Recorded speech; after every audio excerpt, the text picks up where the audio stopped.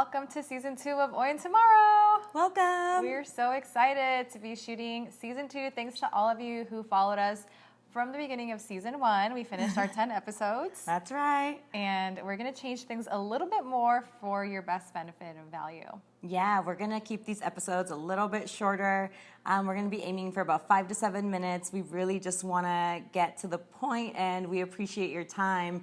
And we know that you have a lot of options in terms of entertainment and where you get your, knowledge. So We're happy and honored that you choose Hoy and Tomorrow as one of those sources. And thank you so much for all of your feedback and your comments and all your encouragement. We just love hearing from you and what you get from the show and what you want to see. That's what we adore more than anything. Yes. So keep them coming. Yes. Follow us at Hoy and Tomorrow on Instagram if you're not already doing so.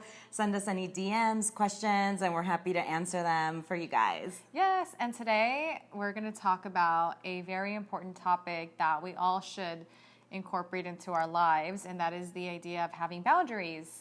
Yes. And behind the scenes, we were almost like, well, how do you say boundaries in Spanish? Yeah, I was like, I don't know that we didn't really have boundaries, even with work. I mean, I guess especially with work, my parents were never like, I'm going to say no to that job. It was like my dad, if he had a job, he would definitely go and do it. And no matter what was happening, he would drop everything and go to work. And so I didn't even know what to call it. Because sometimes I would take work home with me.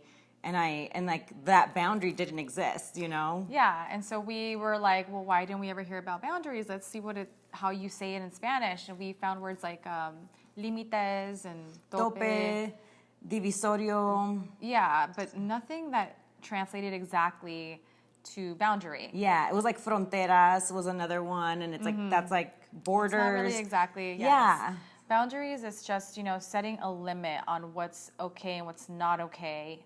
And there are things that you get to set, which is so empowering in terms of how someone treats you, how someone speaks to you, or what you do with your time. Yeah, I think especially with time management and self-care being such a hot topic now, and boundaries become even more important as I learned more about self-care, and as I actually started practicing self-care, my lack of boundaries became so obvious because I was just letting all sorts of external factors impact my feelings and my emotions and my day. If something bad happened, I would let that whole thing just come right in and set up shop when that's totally unnecessary. Yeah, and Veronica mentioned earlier too, boundaries with ourselves. Sometimes if something happens that didn't go the way we expected, or we take it in, we take it on, and suddenly our entire day is ruined, or we're having this negative talk of oh my God, I should have known better, I'm so dumb, or how can I be this way? And that needs to have boundaries as well. Okay, that's enough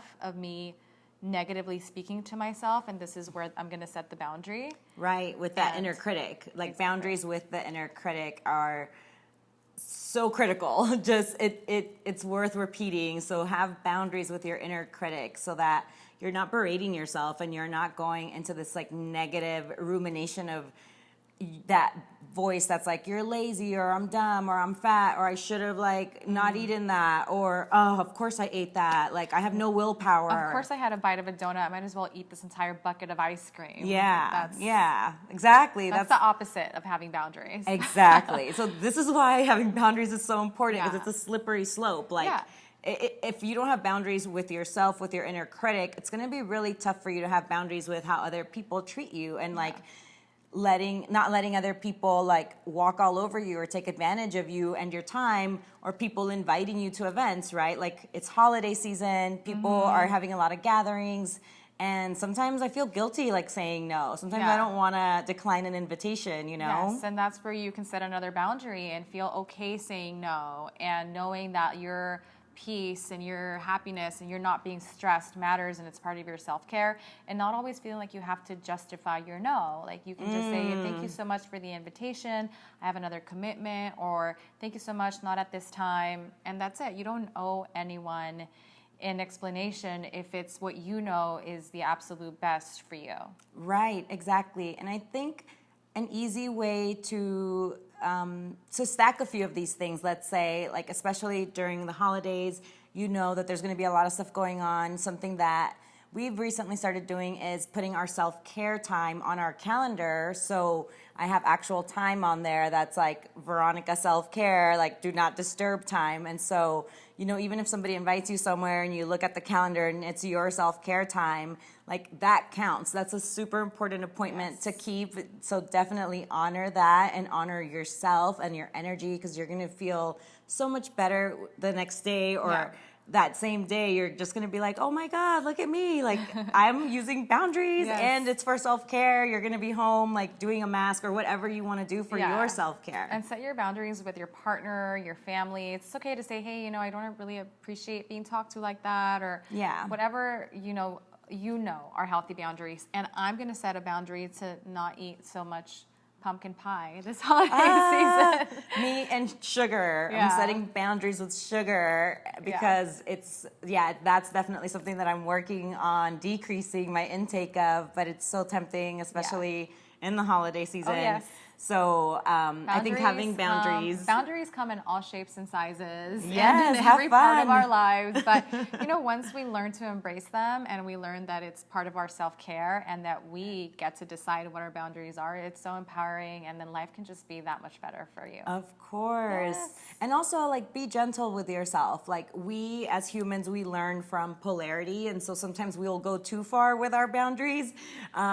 And by that I mean we might have too strong of a boundary that maybe we didn't need to go that hard on, or maybe we had no boundaries whatsoever. So sometimes the pendulum just swings, and it takes us time to find our balance and like what works for me. And that's all part of the self-care, you know, process. And just don't be mad at yourself. Don't say like, well, I tried boundaries one time and it didn't work. Like, just keep trying it. Keep having fun with it. Yeah, and like everything, just find your balance. Yes. Like everything. Exactly. Boundaries have to have that balance as well. So let us know what you know already that your boundaries are, or where you think that you're going to start finding and setting those boundaries. We'd love to hear from you. Yes, comment on Hoy and Tomorrow or in the comment section here at YouTube. But yeah, we're so excited to hear from you and excited for you to have boundaries and see what you learn about yourself. Yes, thank you so much for watching, and we can't wait to show you episode 2. Yes, enjoy. Bye.